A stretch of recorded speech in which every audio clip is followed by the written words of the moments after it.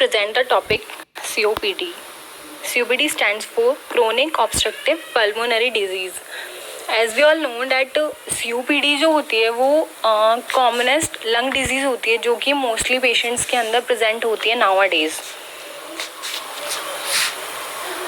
COPD mostly उन patients को, उन पर्सन्स को भी हो सकती है जो फैक्ट्री में वर्क करते हैं, जिनका लाइफस्टाइल बहुत एक्टिव होता है डेली, क्योंकि वो लोग डेली जैसे फैक्ट्रीज़ में अगर कोई भी वर्कर्स है वो लोग काम वगैरह कर रहे हैं तो मोस्टली हम लोग देखते हैं कि वो लोग स्मोकिंग तो करती हैं। तो COPD का मोस्ट कॉमनेस्ट कॉज है smoking. After that we will see that first of all the definition, causes and then signs and symptoms of COPD. So COPD एक ऐसी क्रोनिक कंडीशन होती है जिसके अंदर जो हमारे जो एयरवेज होते हैं वो स्लोली प्रोग्रेसिव ऑब्स्ट्रक्ट होते हैं।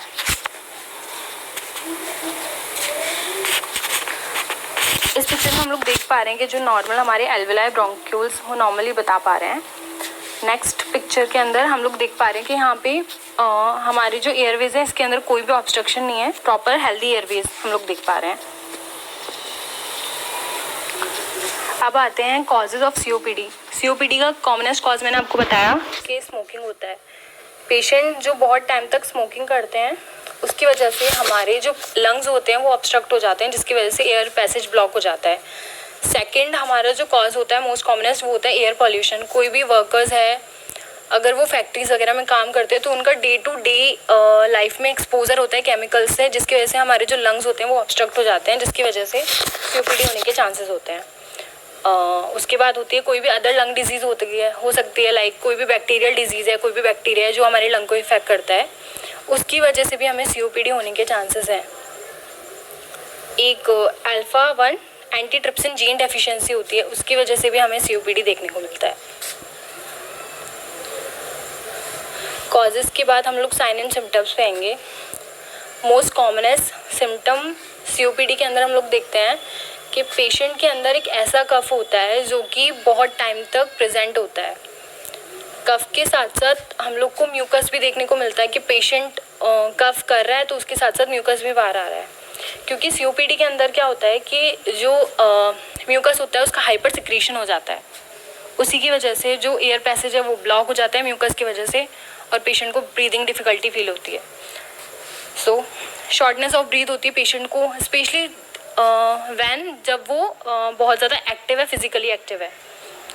वीजिंग, जब भी पेशेंट ब्रीदिंग करता है उस टाइम पे उसको वीजिंग होती है। Tightness in the chest, then frequent colds और फ्लू होते हैं पेशेंट को विद द COPD।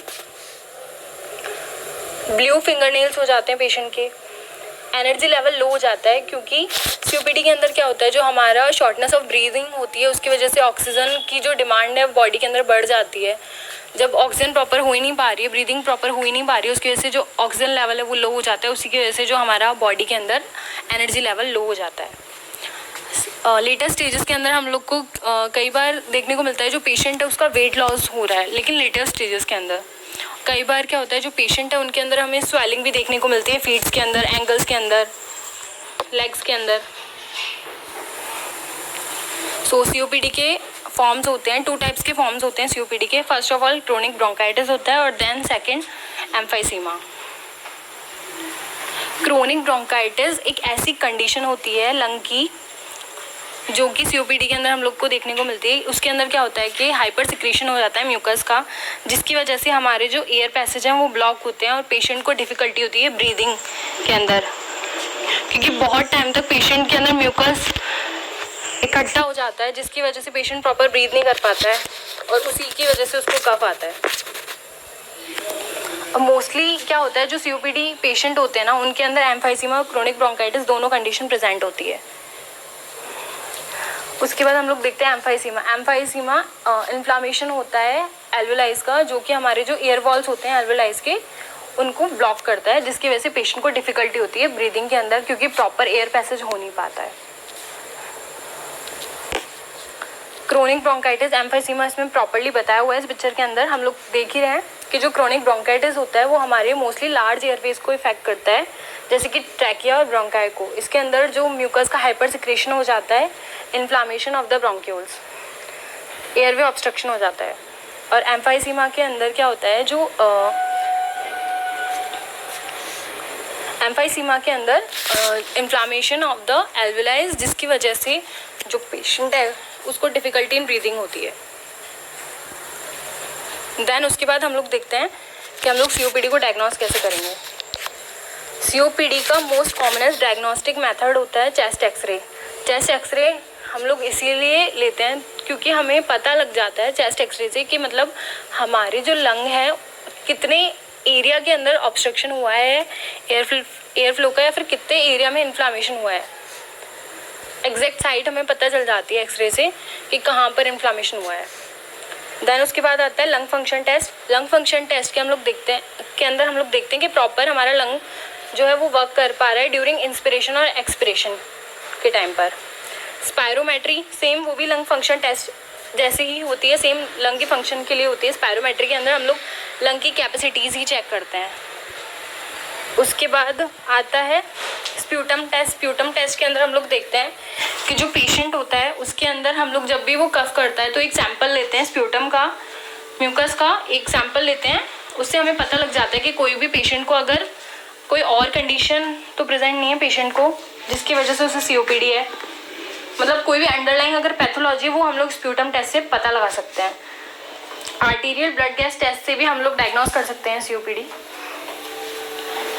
देन उसके बाद आता है differential diagnosis of COPD। So most commonest differential diagnosis होता है क्रोनिक ऑब्स्ट्रक्टिव अस्थमा। अस्थमा इसीलिए, अस्थमा के अंदर जो हमारा जो कफ होता है वो भी सेम एवर लास्टिंग होता है, और COPD के अंदर भी जो हमारा कफ होता है वो भी एवर लास्टिंग होता है, जिसकी वजह से ऑब्स्ट्रक्शन हो जाता है एयर पैसेज का। Tuberculosis of the lungs cause जो COPD होता है वो भी सेम एक कोई भी बैक्टीरियल डिजीज़ की वजह से भी हो सकता है। अगर कोई भी बैक्टीरिया हमारे लंग को इफेक्ट करता है तो उसकी वजह से भी हमें COPD कई बार देखने को मिलता है। इसी वजह से डिफरेंशियल डायग्नोसिस में भी TB। देन ब्रोंकिएक्टेसिस में भी हमारे जो एयर वॉल्स होते हैं वो अफेक्ट होते हैं, जिसकी वजह से प्रॉपर जो हमारा पैसेज होता है एयर फ्लो का वो नहीं हो पाता है, एयर फ्लो ब्लॉक हो जाती है, जिसकी वजह से पेशेंट को डिफ़िकल्टी होती है ब्रीदिंग के अंदर। So thank you.